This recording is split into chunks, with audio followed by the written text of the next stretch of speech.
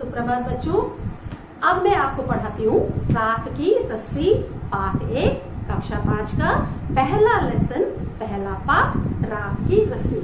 बच्चों, राख की रस्सी तिब्बत की एक कहानी, लोक कथा है। तिब्बत की एक लोक कथा राख की रस्सी है। मैं आपको इसके बारे में थोड़ा सा बताना चाहूंगी। तिब्बत हमारे देश के उत्तरी भाग के सीमावर्ती क्षेत्र में बसा हुआ है।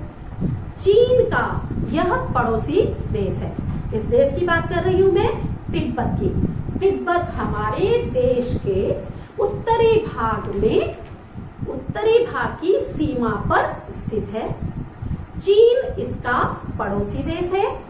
चीन इससे अपना देश मानता है, लेकिन तिब्बत अपने आप में एक स्वतंत्र देश है। बच्चों, तिब्बत एक बहुत खूबसूरत जगह है।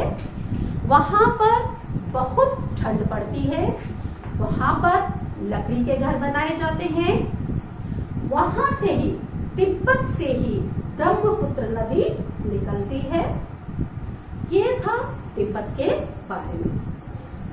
सभी जगहों पर, सभी देशों में अपनी अपनी दुनिया में लोक कथाएं प्रसिद्ध होती हैं, जो कुछ एक दूसरे से मिलती जुलती होती हैं, कुछ अपना अलग रूप लिए हुए होती है। राख की रस्सी भी तिब्बत की एक लोक कथा है। राख की रस्सी में तिब्बत के 32वें, तिब्बत के 32वें, तिब्बत के 32वें राजा का नाम था सोनग वसेन गापो। तिब्बत के 32वें राजा का नाम था सोनग वसेन गापो। बच्चों, राख की रस्सी मैं फिर से बताना चाहूंगी, तिब्बत की एक लोक कथा है। तिब्बत के 32वें राजा का नाम था सोनग वसेन गापो। सोनग वसेन गापो राजा का, क्या सोनग वसेन गापो 32वें राजा थे। सोनग वसेन गापो के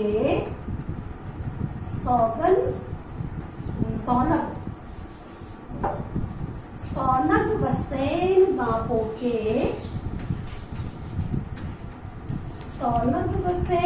गापो के मंत्री का नाम था, मंत्री का नाम था लोनपो गार। लोनपो गार, ठीक। पहले लोनपो गार का, तिब्बत के 32वें राजा का नाम क्या था? सोनग वसेन गापो।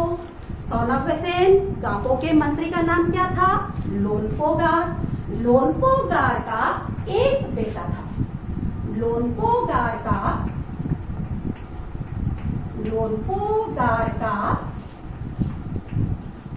एक बेटा था, जिसका नाम था, उसका कोई नाम कहानी में, आपके पाठ में नहीं दिया गया है। सिर्फ लोनपो गार का एक बेटा था। लोनपो गार का बेटा बहुत ही भोला और सीधा था, जबकि लोनपो गार बहुत हाजिर जवाब और समझदार था। पर उसका बेटा नासमझ और होने की वजह से वह लिए चिंतित रहता था। वह सोचता था कि मेरे जीवन के बाद मेरे बेटे का क्या होगा। वह इसी बात से चिंतित रहता था क्योंकि उसका बेटा सीधा साधा और भोला भाला था। उसने एक बार सोचा कि अपने बेटे को शहर भेजा जाए ताकि वह वहां की भागदौड़ भरी जिंदगी से कुछ सीख सके। उसने किसने लोनपोगार ने अपने बेटे से कहा कि 100 भेड़ों को ले जाकर, कितने भेड़ों को ले जाकर? 100 भेड़ों को ले जाकर शहर जाओ। इन्हें मारना नहीं, इन्हें बेचना नहीं, और जब घर वापस आओ तो 100 जौ के बोरे साथ में लेकर आओ। क्या कहा लोनपोगार ने अपने बेटे से कि आप शहर जाओ, 100 भेड़ों के साथ आप शहर जाओ, वहां से आप 100 जौ के बोरे लेकर आओ। लड़का चला शहर की तरफ, लेकिन परेशान हैरान कि भेड़ों को न मारना है, न बेचना है, ना मेरे पास पैसे हैं, तो मैं 100 जौ के बोरे कहां से खरीदूंगा। वह शहर गया, एक जगह पर बैठ गया। वह चिंतित था, परेशान था, सोच रहा था। इतने में एक लड़की आती है। वह उसे उसकी चिंता का कारण पूछती है। लड़के ने अपने पिता की बात को लड़की को बताया, दोहराया। लड़की ने कहा कोई बात नहीं। वह गई, उसने भेड़ों को ले गई, उसके बाल उतरवाए और उन बालों को बाजार में बेचा, और बेचने के बाद उन भेड़ों के बालों से जो पैसे मिले उनसे उसने 100 जौ के बोरे खरीदे, और उन 100 जौ के बोरों को लेकर लड़के को घर की तरफ रवाना कर दिया। लड़का घर पहुंचा, उसने अपने पिता से कही। पिता ने खुश नहीं हुए, पिता ने कुछ नहीं कहा, लेकिन अपने आप में पिता वापस चिंतित था कि इसमें इसका तो कोई हाथ नहीं है। अगले कुछ दिन बाद उसने वापस लड़के से कहा कि इसमें आपका तो कोई हाथ नहीं, आप वापस 100 भेड़ों को लेकर बाजार जाओ, और अब की बार भी आपको ना भेड़ों को मारना है ना बेचना है, लेकिन 100 जौ के बोरों के साथ वापस आपको घर लौटना है। लड़का वापस परेशान, बड़ी मुश्किल से तो मेरी समस्या का समाधान हुआ। वापस पिता ने आज्ञा दे दी कि वापस आप बाजार जाओ। फिर लड़का गया शहर की तरफ, बैठा, वापस सोचने लगा। कहीं ना कहीं उसके दिल में था कि शायद वह लड़की दोबारा से आ जाए। वाकई हुआ भी ऐसे ही। वह लड़की फिर से वहां पर आ गई। उसने लड़के से पूछा, अरे मैंने तो तुम्हें वापस घर भेज दिया था, तुम वापस क्यों आए हो? लड़के ने फिर अपनी चिंता बताई और कहा, मेरे पिता इस बात से खुश नहीं हुए, उन्होंने वापस मुझे शहर की तरफ रवाना कर दिया है। सेम यही कहकर कि आप 100 जौ के बोरों को लेकर वापस घर आओगे, पर भेड़ों को मारोगे नहीं, ना बेचोगे। लड़की ने कहा, तो क्या बात है, अरे ये तो छोटी सी बात है। उसने कहा, अच्छा। लड़की ने जाके फटाफट 100 भेड़ों के सींगों को कटवाया, उनको बाजार में बेचा, और जो पैसे सींगों को बेचने से मिले उनसे उसने जौ के बोरे खरीदे। कितने बोरे खरीदे? 100 जौ के बोरे खरीदे, और उनको लेकर वापस उसे घर भेज दिया। लड़का खुशी खुशी घर आया। उसने अपने पिता को सारी बात बताई लड़की की।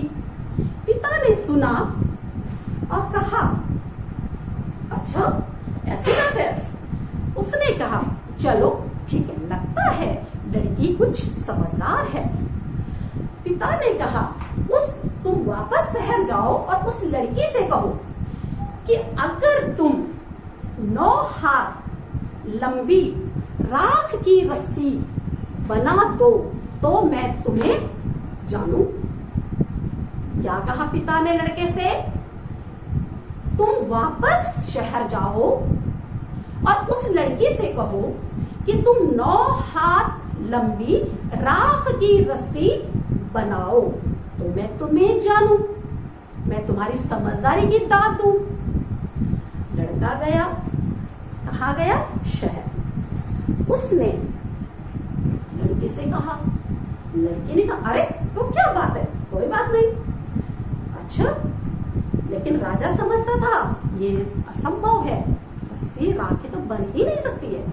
लड़की ने कहा कोई बात नहीं, मैं बना देती हूँ, लेकिन मेरे बनाने से पहले आप अपने पिता से पूछ के आइए कि जो रस्सी मैं बनाऊंगी उस रस्सी को आपको गले में धारण करना होगा। बालक वापस घर गया, पिता को सारी बात बताई कि लड़की ने कहा मैं राख की रस्सी बनाने के लिए तैयार हूं, लेकिन आपको मेरी शर्त को मानना पड़ेगा, आपको उस रस्सी को गले में धारण करना पड़ेगा। पिता ने सोचा, पिता समझदार था, चालाक था, बुद्धिमान था, हाजिर जवाब था। उसने कहा हाँ हाँ बिल्कुल, कह दो लड़की को कि मैं उसे धारण करूंगा, क्योंकि उसे पता था ये बिल्कुल नामुमकिन है।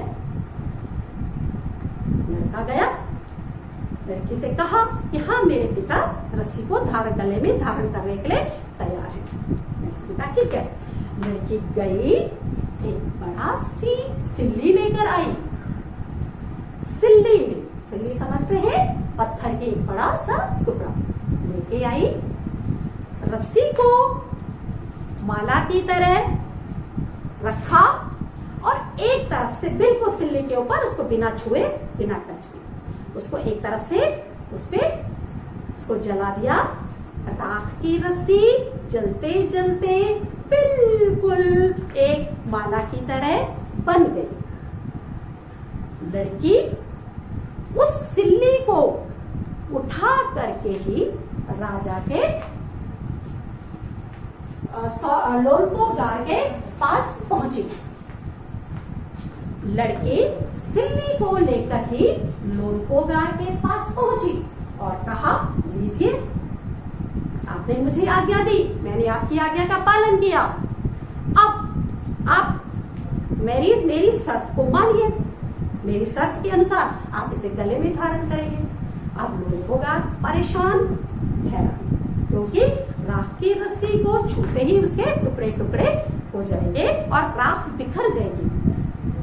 लोलकोगार नाखुश हुआ, उसने लड़की को बड़ा समझदार समझा, उसने उसकी समझदारी पर दाद दिया और उसने अपने लड़के का प्रस्ताव शादी का लड़की के साथ रख दिया।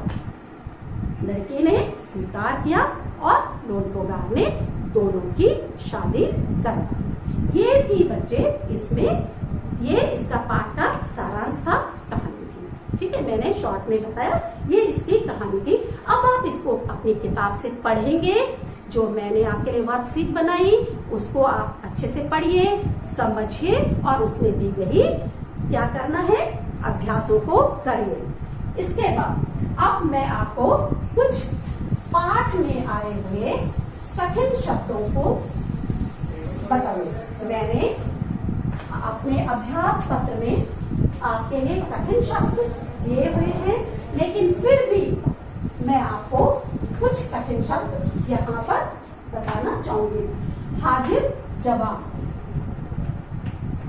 हाजिर जवाब मीन्स बहुत जल्दी से बोलना। हाजिर जवाब, तुरंत जवाब देने वाला। हाजिर जवाब, तुरंत जवाब, तुरंत जवाब देने वाला। ठीक। नंबर 2 मशहूर,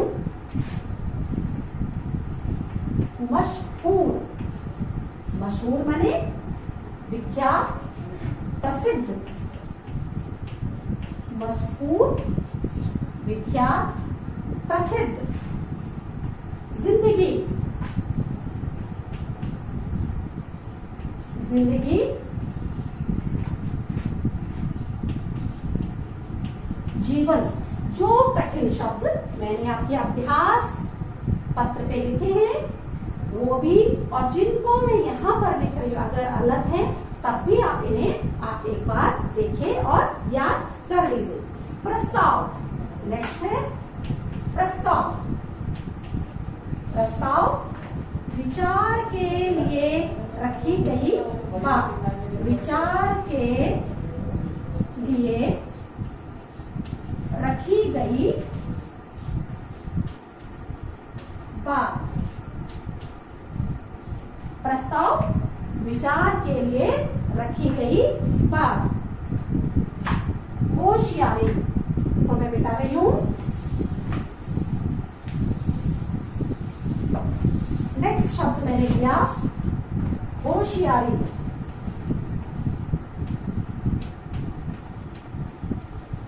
होशियारी, होशियारी मीन्स चतुराई। होशियारी मीन्स, होशियारी मीन्स चतुराई। चकित, नेक्स्ट मैंने लिया शब्द चकित। चकित मीन्स हैरान, उसने चकित मीन्स हैरान। असंभव, असंभव मीन्स नामुमकिन। असंभव, असंभव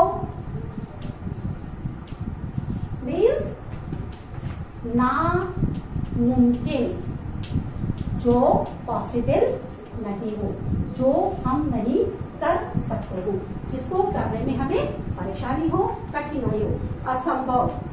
चैन, सुकून, चैन, सुकून। ठीक है, मैंने आपके लिए अभ्यास पत्र में भी कुछ कठिन शब्द दिए हैं, पाठ से कुछ और कठिन शब्द मैंने आपके लिए निकाले हैं जिनको मैं यहाँ पर लिख रही हूँ। इसके बाद है, इसके बाद मैंने दूसरा लिया, ये थे मेरे कठिन शब्द, बता रही हूँ। नेक्स्ट एक्सरसाइज मैंने ली है वचन बदलो।